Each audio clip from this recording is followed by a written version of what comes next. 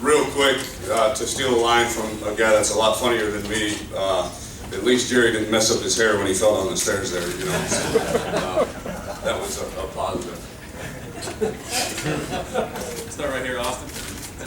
Tom, Austin Ward, ESPN.com. When you look at the skill position guys that you brought in, Herman said it wasn't necessarily more important this year than others, but yet you had some needs for what you could do to expand the offense. When you went out looking for them, he said 10, 5, and 100 meters. What else do you look for in these guys that you can maybe plug in right away and help offensively?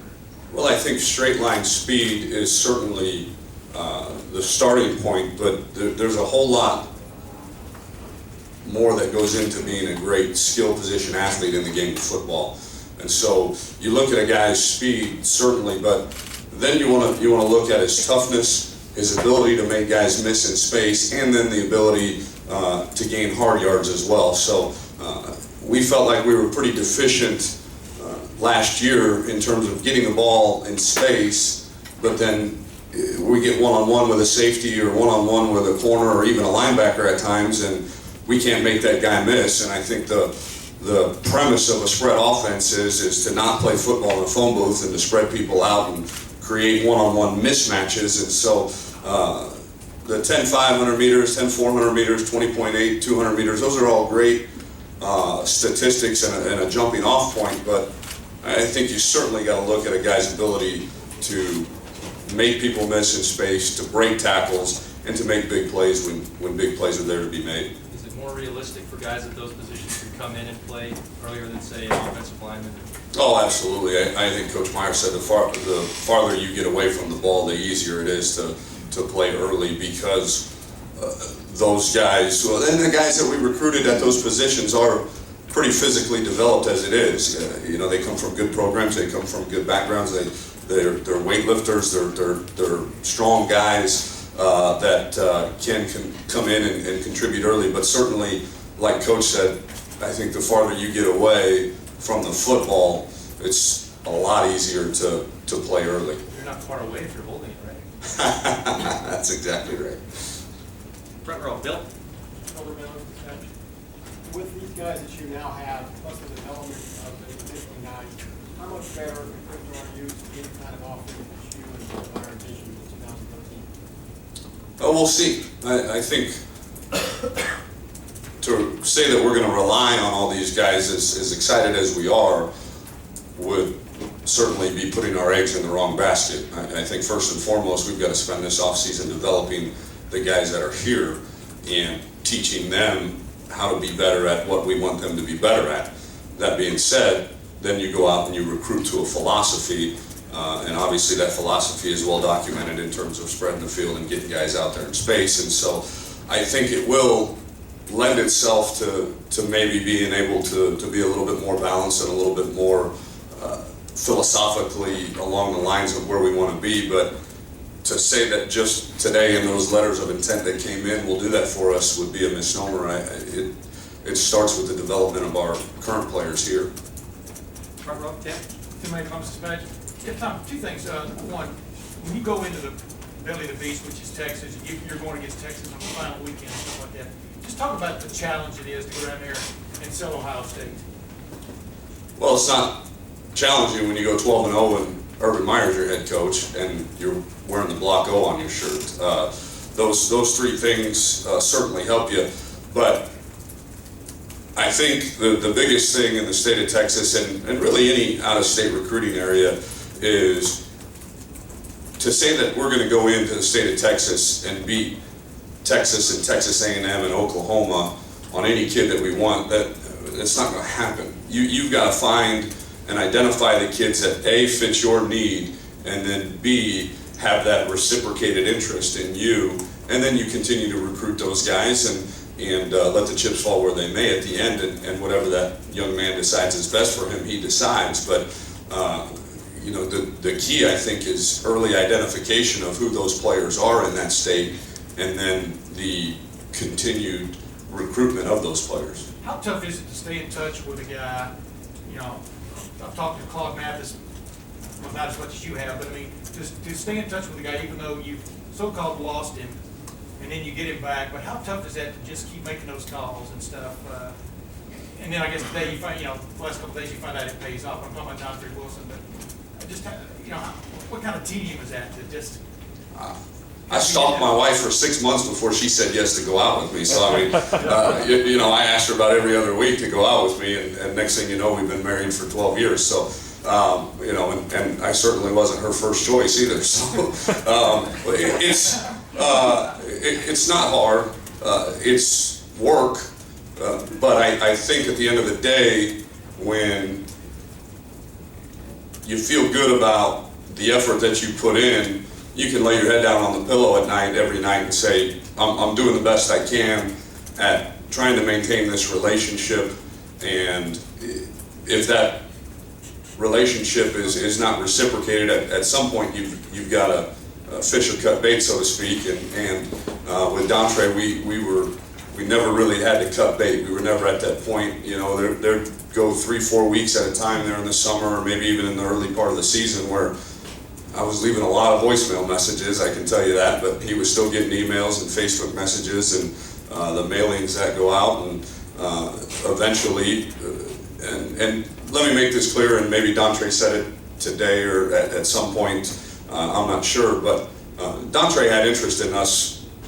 The interest was reciprocated well before the coaching change at Oregon as well, too, and so that relationship was fostered over a long period of time. That's the relationship I was talking about, is maintaining that even though it might be fruitless and all of a sudden it's not. I mean, just what? Did you call him immediately when you heard Chip Kelly? I mean, was that the first guy you called? Yeah, but I had called him the week before too. So I mean, it wasn't any different than any other week of me trying to maintain that relationship. And let me divert just a little bit. I want to make sure that the one guy that might go unsung, but maybe not because he's a Twitter phenom, is Mark Pantoni. All of us assistants couldn't do our jobs recruiting if it wasn't for him and his staff, and Derek Chang and Greg Gillum and the people that helped him out. They're invaluable resources for us to continue developing and maintaining those relationships while you're trying to get ready to go beat Michigan State. I mean, that's a bit of a, you get burning the candle at both ends, and when you've got a support staff like Mark and like Derek and like Greg that can help you along the way, it certainly makes life a lot easier. 2 more questions for Coach. Dave? Dave, Little Bucknuts, give us an update on how JT Barrett's coming along with his injury. Do you expect that he will be able to play if you need him? Might be redshirt? Just give us an update there. You never want to speculate on redshirting. I don't think that's fair to the kid. Obviously, he's got a long way to go in his rehab. I said earlier today on the radio that he is everything that you want in a quarterback from the intangible side. He's a great leader. He's a great worker. Everything I'm getting back from the strength coaches and the trainers is that he's ahead of schedule.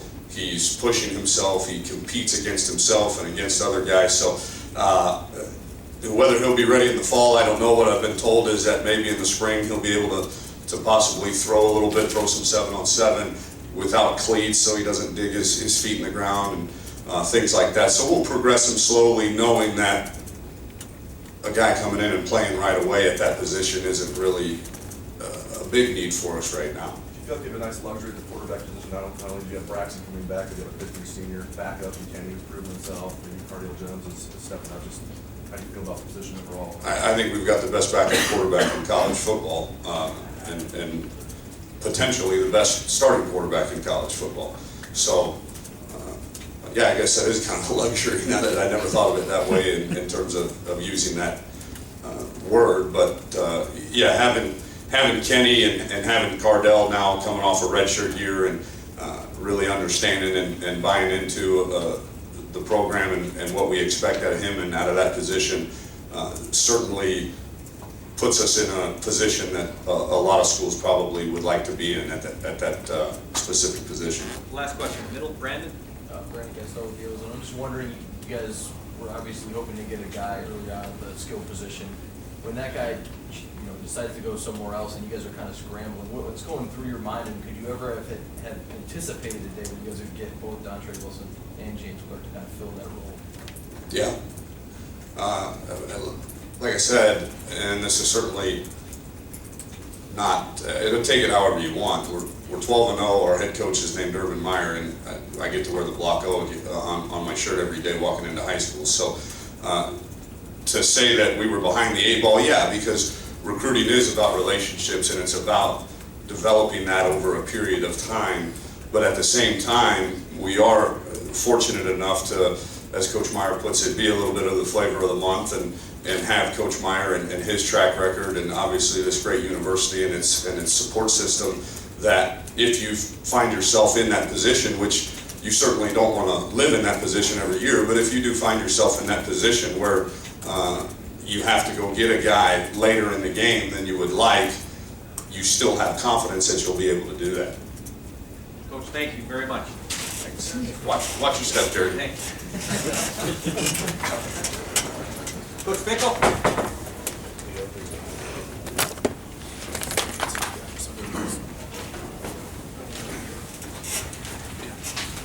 Defensive coordinator, linebackers coach Luke Fickell. You guys got to recharge her after how much Coach Herman talked.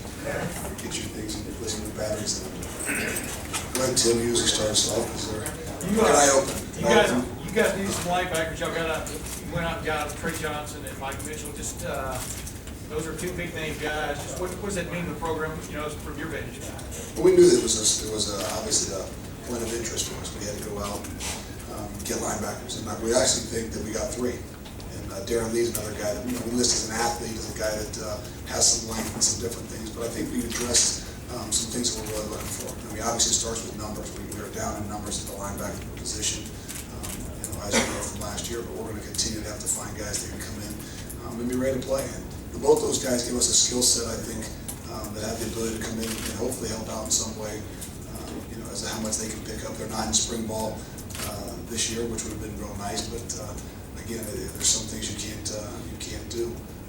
But I think that both those guys are going to bring something to give them ability to hopefully help us. Hey, real quick, Worley though, where's he at? We'll wait on that. We'll let Coach Withers. But no, I mean, again, I think the best thing I can say that we did, and Coach Withers and Coach Vrabel and Coach Combs, we really said, hey, we got to find some guys with some length. And who knows what these guys, I think the interesting thing about recruiting is who knows what they'll look like in about 12 to 18 months. And that's what we're really excited about, is to see some of these guys like a Chris Worley, like a Darren Lee, that maybe they didn't wait till the last day and maybe they were a 3-star or some, whatever it is. James Laurinaitis always reminds us on signing day as he was up there riding the elliptical. Yeah, I know he's in the NFL, he's on the elliptical, I don't understand it either. But that, hey, I was a 3-star until I committed to Ohio State, and then they bumped me up to like 3.5. So don't get too carried away with the stars and things. But those are the kind of guys that you like to see what they look like in 12, 14, 16 months. Being with Coach Marotti and his staff, and so what they will be, who exactly knows? But we love what they are right now. Middle, Bill. Urban said that the Trey Johnson thing in the end became a street fight. Could you give us some more details about the lengths in which you had to worry and make sure that stayed in the fold, and also just the linebacker group as a whole? How did it stand? I mean, all these are fights in some ways, and as it comes down to the end, like, we can't forget that just because a guy commits early that it wasn't a dogfight itself. So some of the ones that come down to the end, and again, when you're in that area where there's going to be a lot of other schools, maybe in the SEC schools or some other schools, people are going to continue to go after guys, and I think that's what it was. It was a battle. Was it really? Was there a situation? I don't know. I mean, obviously he took another visit. Those are things that you don't always know about or catch wind of, but he's a great kid. He's got a great family. He's got a great high school coach, and Coach Walford, that really did a great job at helping us, keeping us up to date with what was going on. And, Coach gets a little worried, but I think Coach Herman said we did everything we could, and the rest of it. Well, really, if you think about it, Shazier's the only experience we've got in the front 7 coming back next year with a lot of experience. So I think that whole group, it's going to be an exciting time. I know that I'm excited. I know Coach Vrabel's excited. We got some young guys. Maybe at the linebacker where we're a lot thinner with just depth and numbers, but it's going to be an exciting time. It's a big winter. It's going to be a big spring. Back row left, Kevin. Coach Kevin Noon, BuckeyeGrove.com, specifically about Mike Mitchell. A lot of people have an opportunity to see him on TV at the opening, running a laser sub 4.4, all the athleticism and whatnot, but he's also the son of an NFLer in Ken Mitchell. Can you talk about his athleticism and also what kind of football player people, and what you saw out of him that really turned, that got you guys very into him? Well, Mike in general, it's a unique family, and obviously, that was one of those situations that Coach Herman did a great job at, even getting us onto Mike, and that ability to build that relationship over time. But it's a very unique family. I mean, if you really look into it, when you get a chance to meet this kid, you get the chance to meet his family, and you'll probably hear about his brother in the near future as well. But it's a very unique family, and his dad is a very unique guy, and he's going to bring some very unique tools. And again, he's played all different kinds of football. He played the big 5A football in Texas as a junior, and then went back to Prestwick as a senior and did an unbelievable job. The guy that went down to the All-Star game in the opening and those kinds of things, and really shined very well. But I think he's more than just a combine guy, and that's what's exciting about having the ability to get him here. He's going to be a guy that's physically going to be able to step on the field, match up with everything we got. Now we just got to make sure that you got the football side of things. But when you got one of them, it gives you a lot better chance to get on the field early. Middle, Steve? Hey, Coach Steve Hellwagon, Bucknuts 24/7. Coach Meyer, when he was here, said it was very important across the board on defense that you guys recruited well. It was like 15 of the guys in this class are on defense. I mean, that's preponderance of classes on the defensive side. Just talk about what you were after, how important it was to get quality guys at every position. Well, it always is, and we do an unbelievable job. Coach does an unbelievable job. Coach Pantoni, Mark Pantoni, and that whole crew, they do an unbelievable job at making our jobs a little easier in the evaluation process. Yes, you can look at the height, you can look at the weight, look at some of the intangible things, but it really comes down to what we feel good about is we evaluate these guys on film. And that's what's hard to do in today's day and age sometimes, because as you get into your season, you're just calling guys when recruited, but you don't continue to watch them to see how they develop throughout their senior year as well. And I think that's one of the great things that we've done here with having some of the resources to continue to watch those guys throughout their senior year to see what you're getting and see how that guy's maturing and what to expect. So believe me, we believe that we've done the best job in finding the guys that we needed to target and go get them. I want to ask about Darren Lee. He said you were really involved, Everett Withers was involved with him, and he said you pushed hard for him to get his offer. I think that's really last year. What do you see with him and kind of the anomaly? He's the only guy from Central Ohio. I mean, ordinarily the 3, 4, 5 guys from Columbus. He said he's the only guy this year from this area. I don't think anything has changed in the idea that our 250-mile radius is going to be where we do our best job. And sometimes you know the most about those guys. And, it was just one of those years. We did our evaluations, and it's an imperfect science. But there was a kid that came to camp not just once but twice. He worked with Coach Withers one camp. He worked with me another camp. He was dying. He wanted to be a Buckeye, and he was willing to come and work and prove it and compete against everybody. We asked him to come back for a second camp just so he could compete against some other guys that we had offered. He didn't bat an eye at it. And I think if Coach Myers ever talks, he's not always looking for that guy that ran the 4.4, that guy that jumped 38 inches or something. He wants that guy that, hey, I'm not quite as fast, I'm not quite as big, but where's the battle? Where's the fight? That guy that's ready to compete, that competitive spirit. And I think that's what we love about him. Last two for Coach Austin. Austin Ward, ESPN.com. You referenced wanting to see, you're talking about the linebackers, 12 to 14, 16 months, the way they develop. He's also signed a handful at that position a year ago.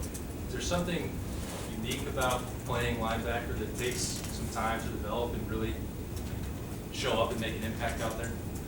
I think it is. I think, I try to say that it's the quarterback of the defense. He really has to be coordinated with the guys up front and the guys behind. And in today's day and age, some of these guys, some of them are great athletes. Maybe they're playing running back, maybe they're playing quarterback, maybe they're not solely a linebacker. So that their development in the game of football sometimes is what makes it difficult.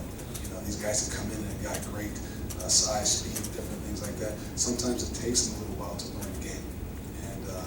And then to have a guy next to you, if you've got one right there in the middle that can get everybody lined up or something, just like what happened with Zach Moore. He made Ryan Shazier a better football player when he came in there, because then Ryan didn't have to worry about who was next to him. It's a confidence builder. It's one of those things that I try to say it. I know it's tough to play safety. I know it's tough to play D-line, but the guy that you got to have is that guy in the middle that can at least get people line, get you to do some things. And I think our guys got to realize that as much as the quarterback has to prepare, a linebacker has to do the same. Can a true freshman do that? Yeah, I mean, I don't see why you can't. Now is it going to be difficult? Yeah, it's going to be very difficult. But hopefully, that with some of the experience that we have, I mean, you got Ryan Chase here as a guy that's got a lot of experience coming back, and it doesn't matter which one is the guy that's in the middle that's helping everybody out, as long as there's one. So that's what's exciting. That's why they call us coaches, and that's why we have spring ball. Middle, Brandon, last question. Against those deals, and I was just wondering, now that we're here, you've got 2 or 3 signatures from linebackers. Can you talk a little bit about the journey? I mean, you had a couple guys committed originally in the spring, and then lose those guys and have to go back through the process and end up with the guys that you wanted at the end. Been hit in the head too many times. We lost. I can't remember. I know that we feel good about the ones that we got, and things always work themselves out. And they really do, and that's what it's just like you're talking about Darren Lee. I mean, things work themselves out. If a guy's dying to be here and he wants to show and he wants to compete and he does what he wants to do, he'll come and show you. And if the guy is meant to be here to me, he'll be here. Now, sometimes we've got to show him all the things that he needs to see. And if he's from the state of Texas, then maybe he doesn't know that he's dying to be here. He doesn't know that this is the right place. But it's our job to show him and make him feel like it is, and hopefully show him that it is. And so I think they work themselves out. Whether we lost somebody early, I can't even, to be honest with you, tell you to remember it. But I don't think I would change it. Anything we've done, I wouldn't change anybody we got. That's for sure. Luke, thank you very much. Coach Drayton, want to come up down? Thanks, Luke.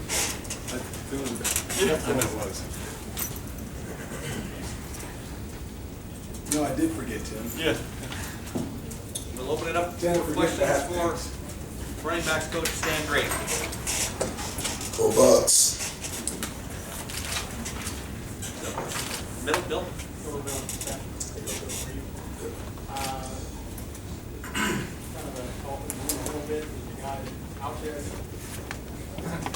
How confident are you that there will be an addition to this? What are you talking about? Yeah, We're very confident in filling that void, filling that spot real soon here. Obviously, NCAA has some hardcore rules that we can't talk about, so I can only keep it as general as that. But we feel really, really good in previous conversations leading up to today, leading up to me walking in this room, that we're going to be okay. And with that, regardless of that, first, you've got a stacked back. How do you think that's going to shake out? There's so many guys, especially for an offensive back. Well, the fact that we are, quote unquote stacked is going to help us out a ton. It's something called competition, all right? And competition for years has made players reach their full potentials as individuals. And for the first time in a long time in my career, I can honestly say that we have that environment in that running back room right now. It's a very competitive room. It's a very talented room. And they all bring something new and interesting to the table. They all have a fit in this offense. And they just got to go out there and earn it now. And they look at each other, and they're a very tight group. They're like brothers, and it makes it hard for them at times. But, when the whistle blows, when we're out here in mat drills, when they're out there, working out with Mick Marati in the weight room, they are looking at each other and they're competing against each other. And as a result, they're getting better, so it's a very healthy situation right now. Back row left, Kevin. Kevin New, BuckeyeGrove.com. I want to talk about Dantrey Wilson. I mean, he's listed as an athlete. He can run the ball, he can catch the ball. You've coached both positions here at Ohio State. What do you see out of Dantrey Wilson that makes him so special? Exactly what you said, that he brings all that to the table. He's a kid who primarily played running back in his system of offense in high school at DeSoto. A very dynamic athlete. You sit there and you look at his track times. I mean, guys, his track times are national times. I mean, he can be a collegiate track athlete and be an All-American. I mean, he's that fast. But he's a kid who can put his foot in the ground and change direction. And that's what Urban Meyer was talking about. That brings the unique quality to that athlete, is that he can change direction. And we're so excited, to have him in this system, because that's probably, arguably, one of the missing pieces to the puzzle that we're looking for to complete this spread type of philosophy that we run here. Urban and I both have been in this situation before with a guy by the name of Percy Harving. Percy Harving was an athlete who played primarily receiver, coming out of high school. But again, was able to bring a skill set to that running back position when that position got deficient. So at the end of the day, he brings the skill set, but he also adds depth to two positions, and that's what makes him unique. So we're really excited about him. Front row right, Tim. Tim Mike comes to scratch. Stan, which room will Wilson be in? Will he be in the receivers room or your room? That's a question right now that I need to put on the back burner because it was almost a physical altercation between Zach Smith and I about that very discussion. So, we don't let Urban Meyer, make the final decision on that. But again, he's probably going to be primarily coached by Urban Meyer on the field. Okay, just like in Florida, Urban Meyer coached Percy Harving. And because of what we're asking of that hybrid position, we can't stop, a group progression of a drill or whatever it may be on the football field to hone in on one individual skill set that's unique to the system.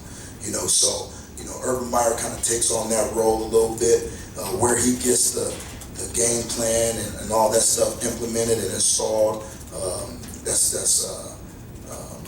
It's going to be unique, but he's probably going to be in both rooms. Yeah, and talk real quick about, you just talked about the pieces y'all got. Maybe they'll come to fruition this year, maybe it'll be next year, but just getting those kind of pieces, what does it do from a thinking standpoint in that offensive room about where you can go from here, so to speak? Well, it just allows you to be so versatile, formationally. It allows you to be so versatile with your personnel and being able to put people in different spots to do different things. It allows us to, and on the other side of it, stay in one personnel group and be able to, attack you a lot of different ways, simply speaking. So we were a little bit one-dimensional this year because we didn't have that piece. We were a little bit more of a power, quarterback run football team, and we were pretty good, obviously. Now we can protect that quarterback run, we can protect that tailback, because we have, components to our offense that can spread defenders out a little bit more, okay? And we always felt that if we can, bring that type of athlete in this system, in the Big Ten, that we feel that we can have some incredible success here in the future. Yeah, I don't mean to hog, but I want to ask one last thing. In that regard, Von Bill had a comment about the SEC-ification of Ohio State. Do you see that happening before your eyes? Do you see a transformation of this team, this program, from a personnel, physical standpoint, more toward what you saw? That's maybe in recent years, to be quite honest with you, yes. But I remember Ohio State when they had Terry Glenn and Santonio Holmes and, all these phenomenal football players that went on and did these incredible things that, we would love to have those guys right now, and we would be able to, go on with what we're trying to do offensively right now. But we had to go get quality players like those guys that Ohio State has had in the past. It's such a, I think the media grabs on to the success that the SEC has had, and it's a lot of comparison between SEC, Big Ten football, and all that stuff. And I've been blessed to have the opportunity to coach in both. Two very talented conferences. I would agree with, Urban right now. I mean, they may have the edge. I mean, you can't knock that right now. But we're recruiting for Ohio State. We're recruiting to be competitive in the Big Ten, and we're recruiting to get on a national stage. And so with that in mind, it's not like we have this. We're not just locked on, the SEC. We're locked on that crystal ball and whatever it takes. If we got to go anywhere in the country to go get a kid to make that work for us, and that's what we're going to do. Last question, middle, Brandon? Brandon, you guys start with the O's. I'm just curious, you talk about going out and getting these guys who can change what you guys can do offensively, but how long does it take for these guys to come in and kind of get adjusted? And can you think about using them as freshmen, as rookies? Is that because they have that extra element, or what do you think? No, our whole thought process is this, we're not gonna redshirt. We're gonna give everybody an opportunity to come in and earn a position. We're gonna give our current players an opportunity to maintain their position. And the reason why we take on that philosophy is that, don't we owe that to the Ohio State football family and the Ohio State fans to put the, most prepared person on the football field, regardless of what year he is, regardless of past year accolades, regardless of all that, but just putting the best athlete in that position on the field to win a ball game, because what, he earned it. He competed for it. He went through all the tough workouts in the offseason to go get it, so that's our thought process, and our players know that. I tell my running backs every year before we go out in spring recruiting, I am getting ready to go to try to out-recruit this room, and they look at me, I don't know if they really believe that, but I am dead serious when we tell these kids this. We are trying to out-recruit our current football players. So in their mind, they're like, no, you're not. I'm about to go prove to you that you can't. And the guys coming in their mind, they're like, well, I have an opportunity to go get it, so let my personality all the way out and let me go get it. So that makes the whole entire team better. And at the end of the day, we're all fighting for the same thing. How difficult is it to identify that guy that you said, you talked about not having those guys on the roster last year, he's healthy. How difficult is it to find those? Quite honestly, the great athlete sticks out like a sore thumb. All right, now, the intangibles is what makes it tough. Does he quite have the maturity that we're looking for to do what we're going to ask him to do? Is he ready to do that yet? Does he have the football IQ or the physical capabilities? So the intangibles may force a kid on the field early or not, but the actual skill set of the athlete, that elite athlete that we're going for, sticks out like a sore thumb. Thank you. Thank you. Coach Withers, thank you so much for your patience. Assistant head coach, co-defensive coordinator, safeties coach, Everett Withers. More jokes off. A change for the better. We'll open it up in the back left, Kevin. Hi, Coach. Kevin Newton, BuckeyeGrove.com. Coach Meyer talked about getting the phone call on Von Bell 2 minutes before he goes on air, and then you came up to him. Can you kind of walk us through how that conversation went when Coach Meyer found it out and he relayed it to you? Well, I think we all last night and all the day, we were kind of sitting and, we were supposed to know really probably about 8 o'clock last night. And then it kept going. I think ESPN had some agreement with them that they wasn't going to let the schools know until the last minute. I had talked to Coach Mariakis, Von's coach, last night, and what I said, Coach, if it's going to be a good phone call, make sure Coach Meyer gets it. So if it's going to be a bad phone call, just call me. So we kind of worked it out that way. Coach Meyer took off, went to go work out. I was actually in the weight room in one of the offices, and it got about 10 till 10, and I said, you know what, I'm gonna walk upstairs. And as I was walking upstairs, the phone rang. I could hear Coach Meyer get on the phone, and when I walked up there, he's pretty excited. I think Bond was just getting ready to go on TV, and basically what he said was, Coach, you know I'm coming, and he said, don't tell Coach Withers. And so I'm standing there as it was happening. So pretty exciting time, pretty exciting day. I think we all felt confident after last night that we were going to have an opportunity to get it. As hard as you work to get these guys, what is that moment like for you and Coach? Is that a hug? Is it a smile? What is the handshake? What do you guys say to one another when you get it? Well, Coach stood up here earlier, and it's a little bit. I mean, when you're a competitive person and you're a football coach and you're out there, Saturdays competing each week trying to win a game. This is just like a game. This is, it's our lifeblood. We're out trying to get 17 to 18-year-old kids to come better your football team. So it's what you do to try to help your football team get better. So when you dive into the recruiting process, it's full, and you get some, you don't get some. So when you get one that's a special kid, and I believe all these kids on our list are special kids, every play at the Ohio State. When you get one that can come in and possibly help you win games, it means a lot to the coach. And I think all we did was chest bump and fist bump, and hey, let's go. Bill? Over middle of the session. Coach said that you were like an octopus. You had tentacles everywhere. Could you describe all the kinds of people that you develop relationships with, just how it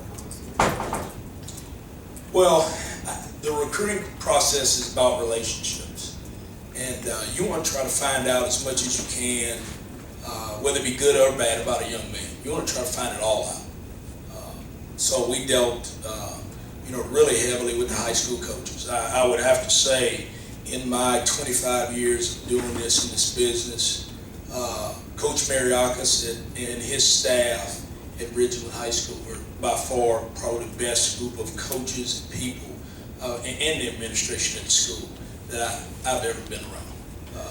They were welcoming to me every time I was there. I enjoyed watching them play on Friday nights. They let me in at school. They let me around. They were very cordial. There were a bunch of Tennessee people in the school, and they were cordial. They were nice. I have a new place in Chattanooga, Tennessee, to get my hair cut. I know where the best barbecue places are in Chattanooga, Tennessee, and so I got around a lot of people. Mom and Dad are awesome. Awesome people, and you guys will get to know them well. Von's older brother went to school, I think for 2 years over school over in West Virginia, just on the border of Ohio and West Virginia. So he had a big, following with Ohio State. So I got to know the entire family, grandma, the whole deal. So when you get involved and you get into relationships, you feel good about what you're doing. And at the end, last night I slept really well because Dad told me at the end of the night, at about 8:30 last night, he said, "Coach, live on your body of work because you've done all you can do. Sleep well." Can you talk about maybe who was the most obscure person that you talked to? School janitor or barber or whoever? I would say Chris the barber. Chris the barber. Yeah. He was probably the guy that, in fact, he wants me to call Coach Mata and see if he still got some eligibility. He wants to play basketball. Middle, Brandon? Brandon Catfield, you were, I think, the last one from Ohio State to go down and visit with Vaughn. I was just wondering, what was that like, and what did you come away feeling after that meeting? I felt probably like I felt 2 weeks earlier before I went down there. I wasn't really sure. I knew Tennessee had jumped into the process, with a new staff and new energy coming in, and we were, battling Alabama for a long time in the process. But I think our relationship was so good. I had a very good relationship with Mom, Dad. Mom's a teacher in school, so she's an educator. She understands the importance of education, so we spent a bunch of time with that. Dad deals, he is a director of boys and girls clubs in Northwest Tennessee. He deals with kids all day, so spending the time with them was really good. Vaughn's a competitive, you talk about competitive spirit now, he's got a tremendous competitive spirit. The process, he's one of those kids who wants to please, and he didn't want to tell anybody no. So it was just about building a relationship, building it with the family, building it with the people in his life, and I felt good leaving there. Does it change anything when you know that one of the schools involved is maybe your childhood favorite or a school that you grew up rooting for when you was a kid? Well, I think and Vaughn said this probably as good as you can say it. And like I said, we're talking about Von Bell, but you talk about all these kids. The kids on this list today want to go do one thing. They want to, or I say one thing, they want to do what most kids should want to do. They want to go get a great education at a great institution. And they want to go try to play for it all. And when it was all said and done, I think that's what it came down to. Mom, Dad, Vaughn, the brother, the grandmother, the barber, they all wanted Vaughn to go somewhere where when football's over with, he's got a great education. And he wants the opportunity to go play, you know, like all the other kids on our recruiting list in 2013. One will have the opportunity to go play for it. Awesome. ESPN.com.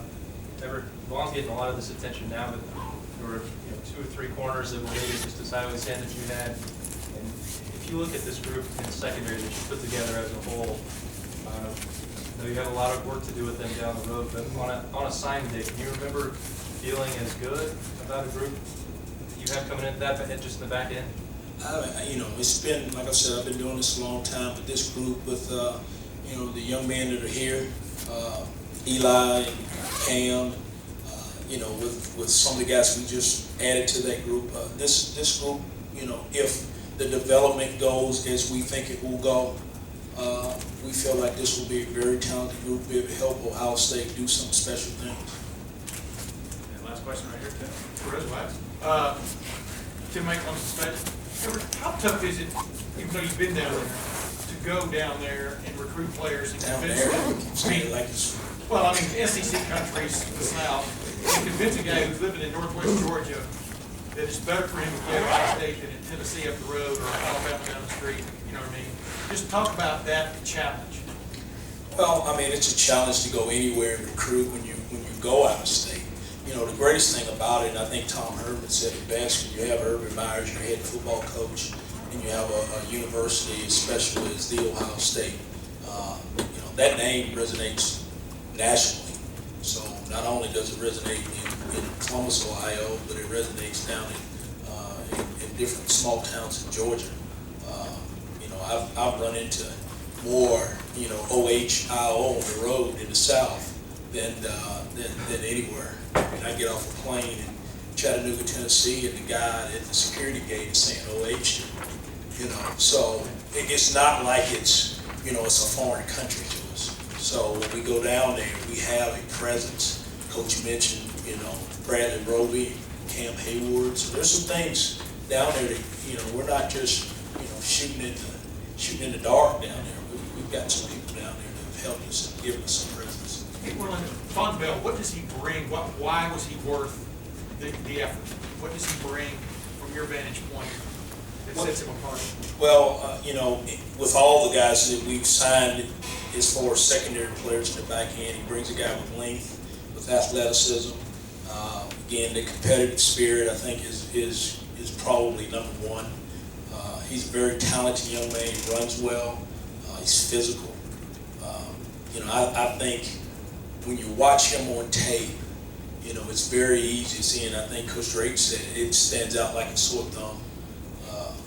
I had a chance to watch him in that state championship game against Sandy Creek, and Sandy Creek probably has 5 or 6, D1 guys on that team. Originally probably had 1, and he stood out like a sore thumb in that ball game. So I think he has some special tools. I think with Coach Mariotti and his staff, I think in a year this young man will be special. He'll be a special young man here. Anything else, President? There's one more question. A lot of talk about Von Bell, but Cam Burrows is a guy very highly rated, a kid that came in early in the process from Ohio. Can you talk about him a little bit, what he means to this class, and where maybe you guys project him? I know he could be a safety, could be a corner, but a lot of corner in high school.